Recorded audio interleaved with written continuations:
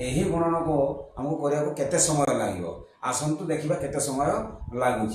यार 32 गुणन 49 32 गुण जो 49 करवा ताहले आम 32 पूर्व संख्याटी लिखिदेवा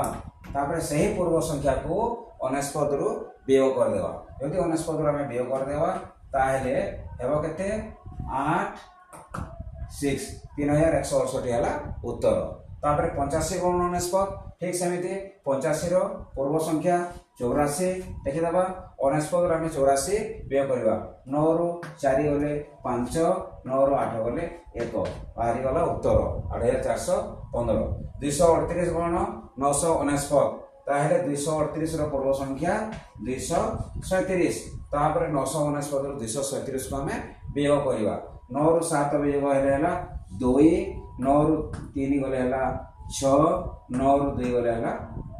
7